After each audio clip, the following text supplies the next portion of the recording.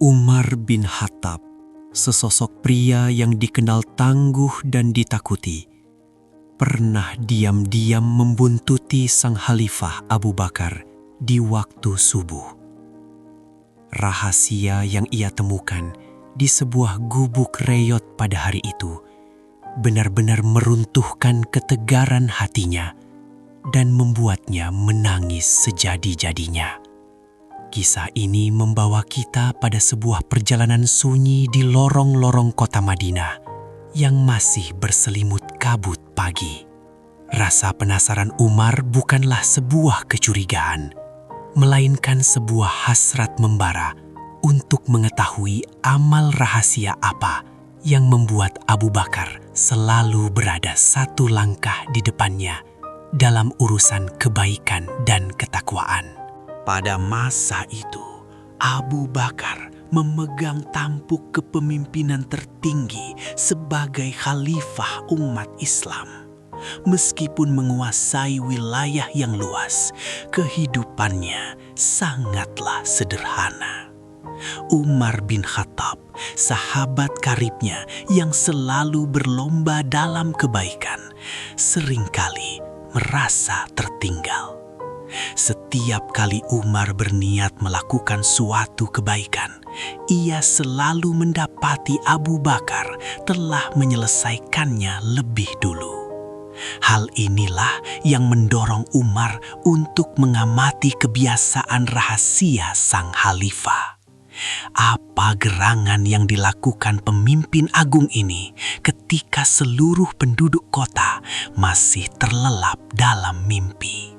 Suatu pagi yang sangat dingin, di bawah cahaya bintang fajar yang memudar, Umar melangkah tanpa suara, membuntuti bayangan Abu Bakar. Khalifah yang memikul beban umat di pundaknya itu berjalan menjauhi pusat kota Madinah, melewati batas pemukiman yang mulai menipis menuju ke area pinggiran gurun yang sunyi dan berdebu. Umar bersembunyi di balik pohon kurma, matanya tak lepas dari sosok sang pemimpin.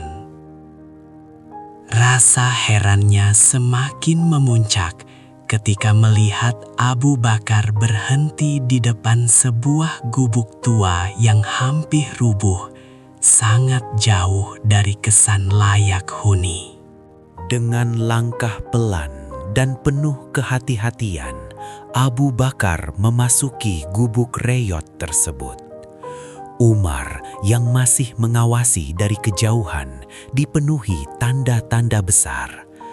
Apakah ada keluarga khalifah yang disembunyikan di sana? Atau mungkin ada utusan rahasia? Waktu terasa berjalan begitu lambat. Setelah beberapa lama berada di dalam, Abu Bakar akhirnya keluar dan bergegas kembali menuju pusat kota untuk menunaikan tugas kenegaraannya. Kepergian sang khalifah meninggalkan Umar yang masih terpaku, terperangkap dalam jaring-jaring keingintahuan yang semakin kuat mencengkram pikirannya. Tak kuasa menahan gejolak penasarannya. Keesokan harinya, di waktu yang berbeda, Umar memutuskan untuk mendatangi gubuk misterius tersebut sendirian. Saat ia melangkahkan kaki melewati pintu kayu yang lapuk, pemandangan di dalamnya membuat napasnya tertahan. Tidak ada harta karun, tidak ada pertemuan rahasia. Yang ada hanyalah seorang nenek tua renta duduk sebatang kara dalam kegelapan karena kedua matanya telah buta.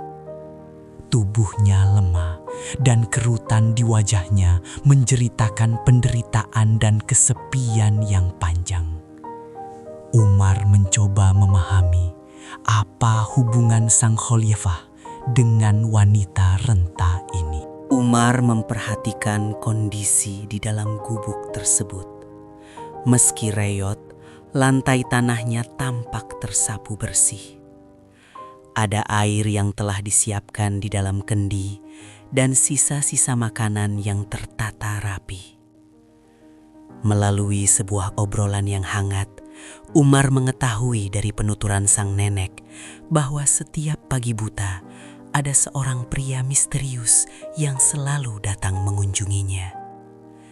Pria itu tanpa banyak bicara membersihkan rumahnya, memasakkan makanan untuknya, mencucikan pakaiannya, dan menyuapinya dengan penuh kelembutan. Setelah semua tugas selesai, pria misterius itu akan pergi begitu saja, menghilang dalam keheningan fajar. Hal yang paling menghancurkan hati Umar adalah ketika ia menyadari bahwa nenek buta tersebut sama sekali tidak mengetahui siapa sosok malaikat tak bersayap yang melayaninya setiap pagi. Nenek itu tidak tahu namanya, apalagi jabatannya. Ia tidak tahu bahwa tangan yang menyapu lantai gubuknya dan menyuapkan makanan ke mulutnya adalah tangan seorang penguasa kekaisaran Islam, Sang Khalifah Abu Bakar. Sang nenek hanya bisa terus mendoakan kebaikan bagi pria asing tersebut. Tidak ada pamrih, tidak ada pencitraan, murni hanya keikhlasan tanpa batas. Menyadari kedalaman makna dari kejadian tersebut, Umar bin Khattab jatuh terduduk di atas pasir gurun yang dingin. Pria berbadan besar yang ditakuti musuh-musuh Islam itu kini menangis terseduh-seduh. Air matanya membasahi janggut tebalnya.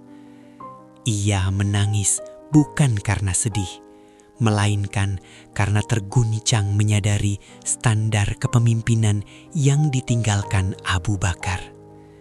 Pelayanan rahasia yang ikhlas tanpa mengharapkan pengakuan dari manusia. Di sanalah Umar belajar bahwa puncak tertinggi dari sebuah kepemimpinan sejati adalah pengabdian sunyi, di mana kebaikan dilakukan bukan untuk dilihat dunia, melainkan semata-mata mencari keridhaan Sang Pencipta.